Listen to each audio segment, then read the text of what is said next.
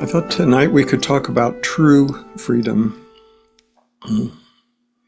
By that I don't mean the freedom to do any silly thing that we want to do. That's not really freedom at all. It's really just acting out whatever conditioning we might find compelling and then acting on it.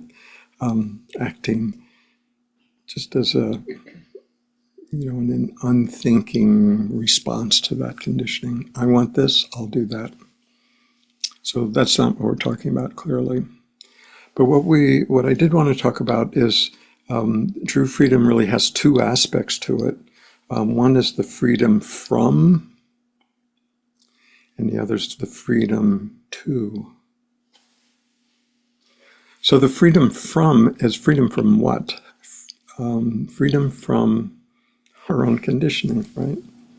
Freedom from everything that we take ourselves to be.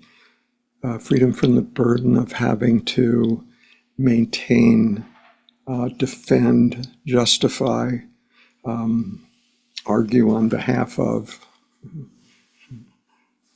feel guilty about. All those ways that we find ourselves having to try to manage this sense of self, what we take ourselves to be. And the freedom from is the freedom from our identity with that conditioning. It doesn't mean that the conditioning disappears. After all, there's a lot of conditioning that's useful, like being able to drive a car, something we didn't once know how to do, and then with a certain amount of conditioning of this form, then we could do it. Same with talking or writing or typing with your thumbs or whatever. Those are all forms of conditioning, obviously useful. So we're not talking about that. The kind of conditioning that we're talking about is the kind that causes yourself or other people to suffer, that conditioning.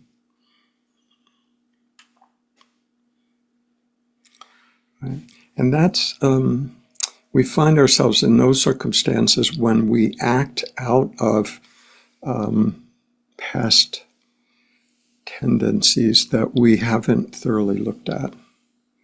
If we haven't really understood the mechanics of those tendencies, we tend to repeat them. When trigger A is pushed, then, response B is triggered. That's sort of unconscious reacting that a lot of conditioning is just that, right? Reacting based on past patterns that may have had some basis at some point. At some point in childhood, and it may have been entirely reasonable to, let's say, get angry to try to get attention for what we needed, or to feel fearful of big people in the world, or who knows. So there may have been some reasonable basis for that conditioning in the first place, but at some point as we're a little older, maybe we can see, well, maybe that may have been true then, or that may have been some aspect of it that may be partially true, but it's not really serving me now well. The problem is that, after a few decades of that pattern playing out, it can feel almost like, it's not just something external to what I am, this conditioning. It feels like it is what I am, right? It's not like, well, this body has this certain program running that I can turn on or turn off. It doesn't feel like that. It feels like, no, this is me. It sort of can feel like it's hardwired into the body. And therefore, when we try to do something about it,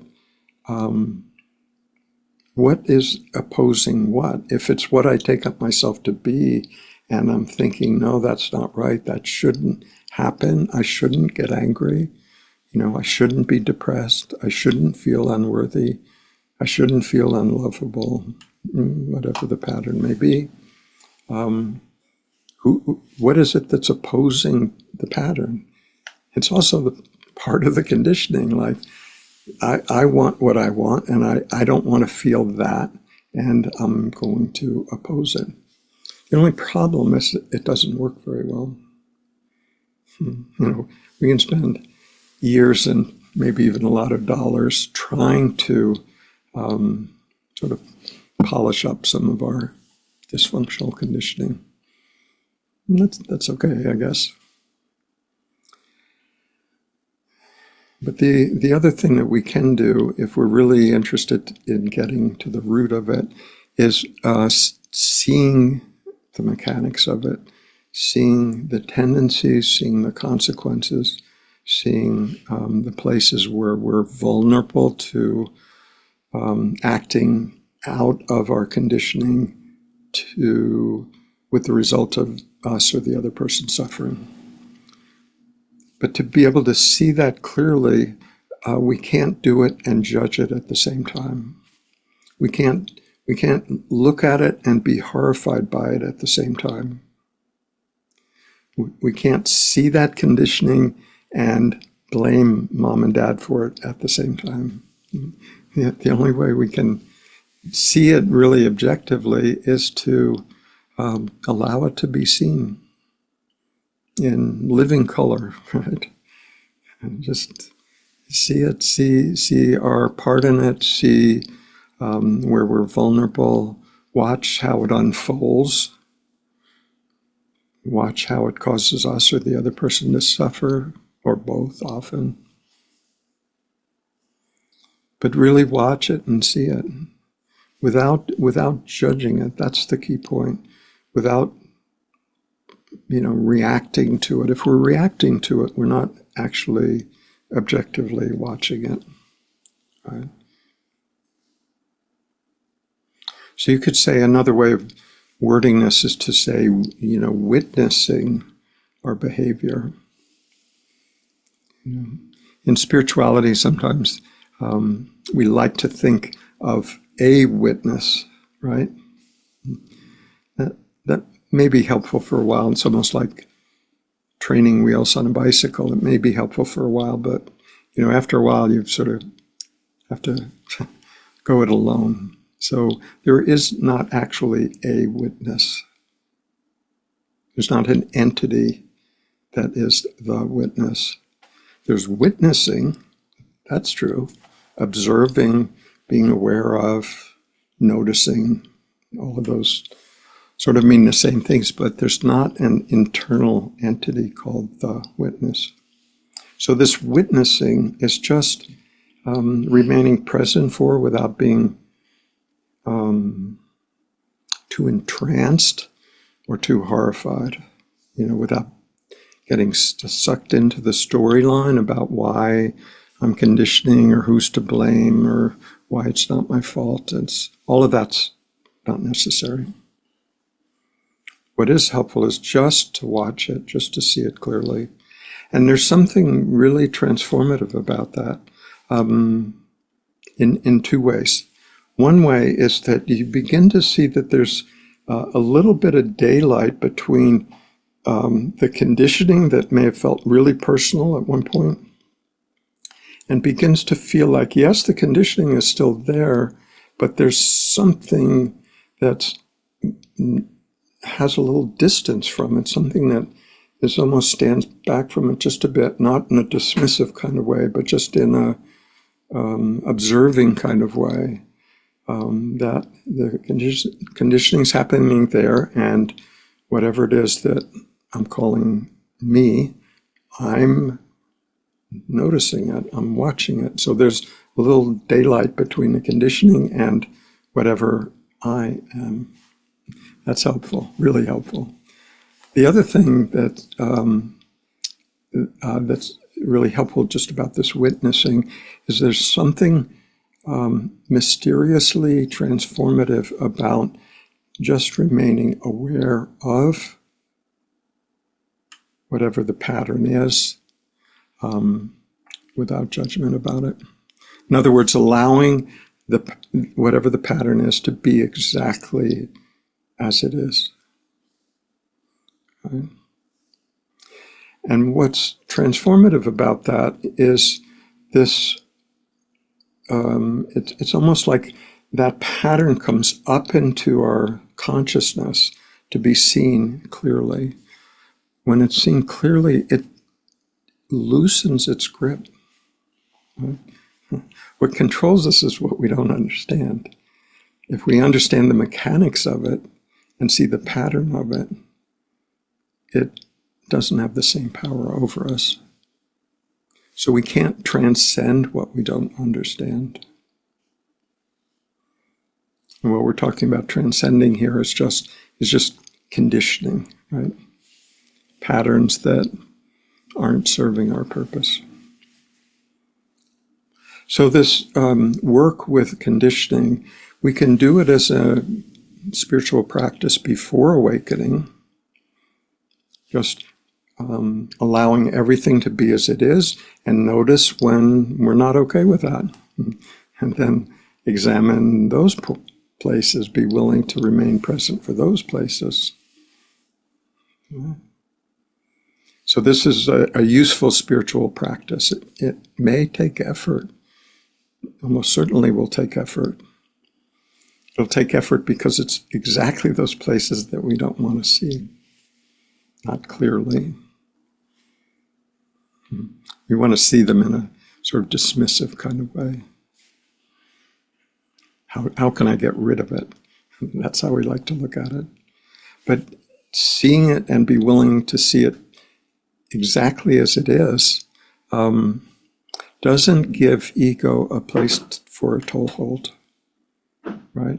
If we allow everything to be as it is, there's really no room for ego to function.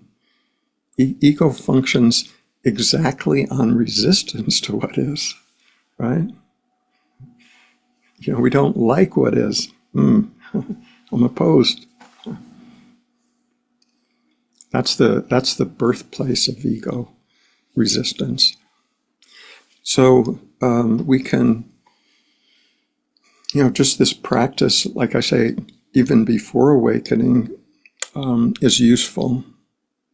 And we may see this pattern or that pattern, or we may actually come to the rather sudden and rather shocking realization that the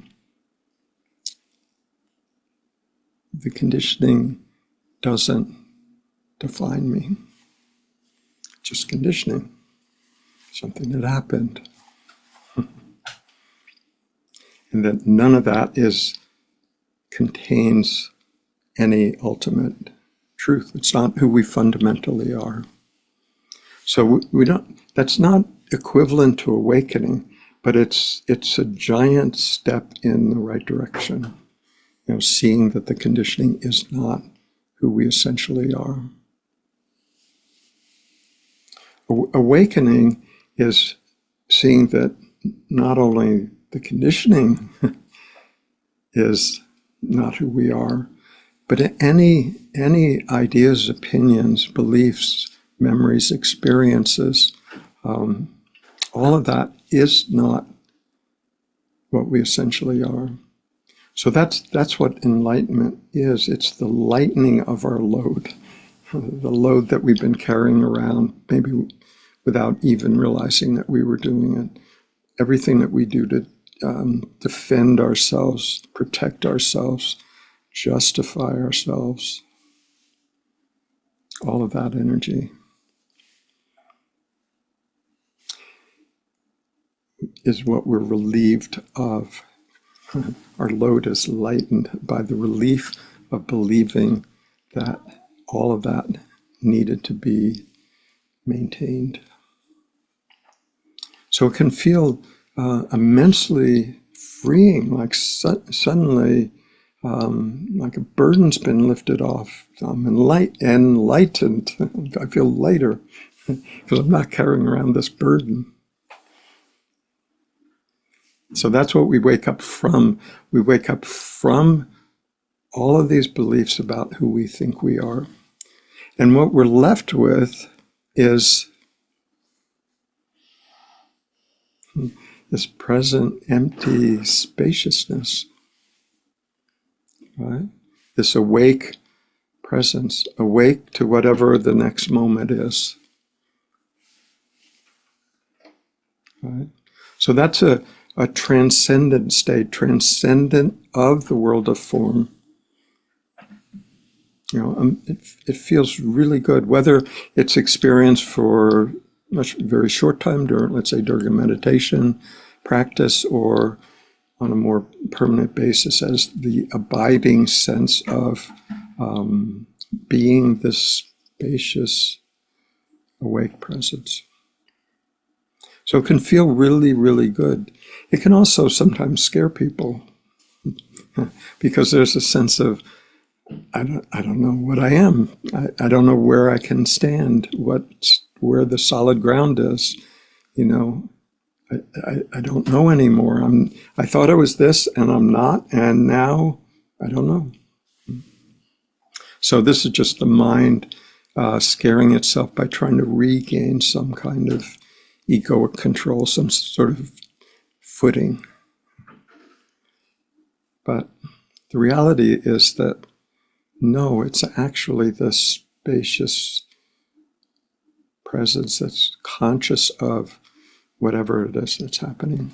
Conscious of the body, conscious of the thoughts, the feelings, the next experience, the next high state, the next mundane state, the next difficult state. That which is awake, aware of all of that.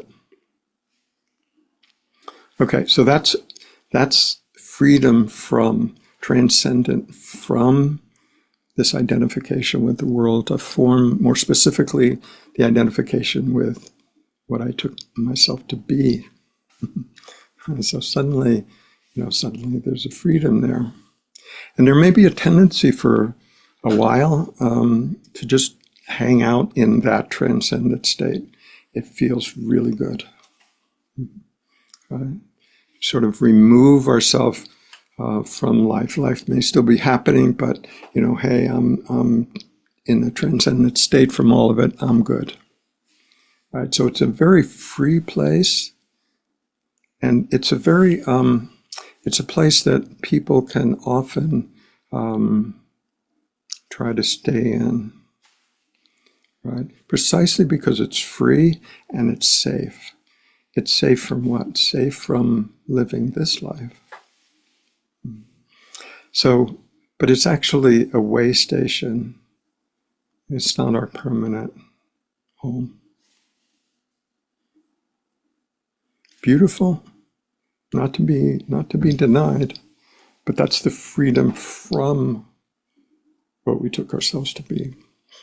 And then there's freedom to do what? Freedom to participate wholeheartedly in life, on life's terms, right? It's no longer about our terms, because that's what dropped away with the transcendent state, because that sense of personal will is one of the things that drops away. I want what I want, and life sometimes opposes me, but I'm going to fight back. So that's what drops away in the transcendent state. So as we come back into the world of form, in other words, come back into participating in this world, we do that, but without forgetting that what we truly are is this transcendent state. Right? It's participating in the world of form, but not getting caught in the trappings that once caught us. So this is what they mean in the Gospel of John, which is sort of cobbled together and summarized as Jesus being in the world but not of it. In the world, participating, but at the same time not really of the world. Right? So there's that sense of it where there's still that transcendent freedom, but that freedom recognizes that it's free enough to participate in the world of form without getting lost again. Right? The world is very alluring. Before we recognize our transcendent state, very easy to get lost and stay lost. But if we recognize what we truly are, then it's possible to participate in the world of form. Right? And it's what we, every morning when we open our eyes and look around, it is what we see, is the world of form, this highly pixelated, very real adventure that we're on.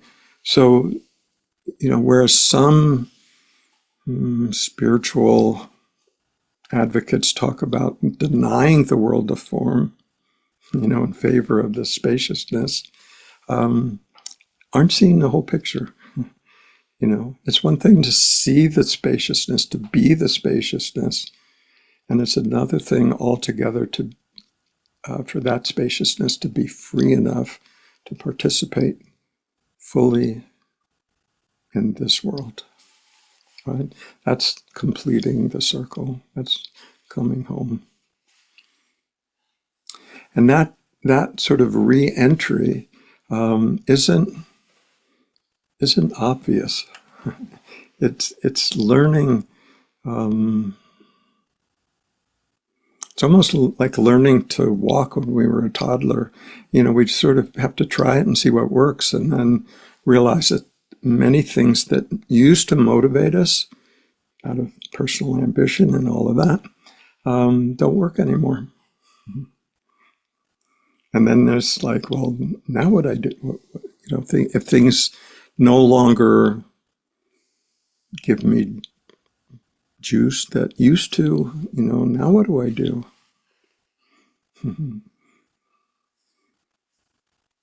And we learn.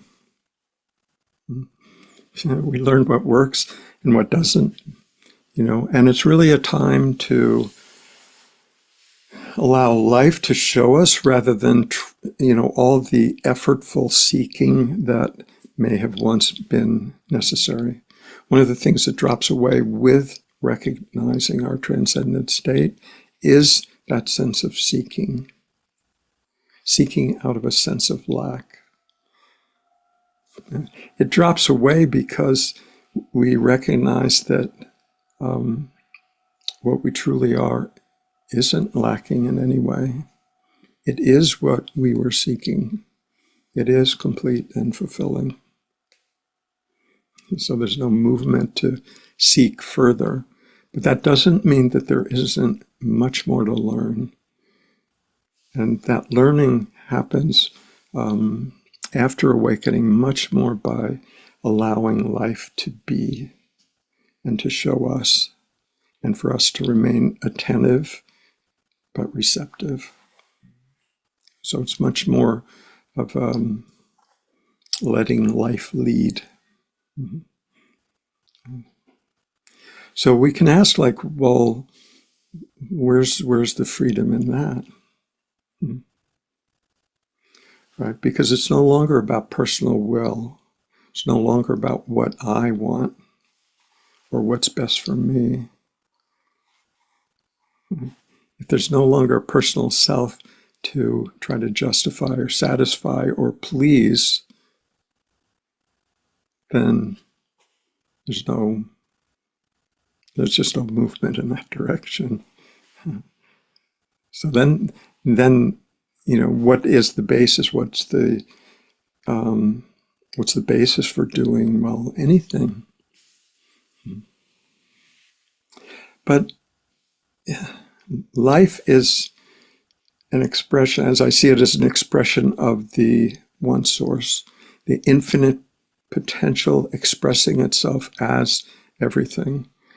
And during this period after awakening, our task is to come more and more into an alignment with what life wants rather than what I want.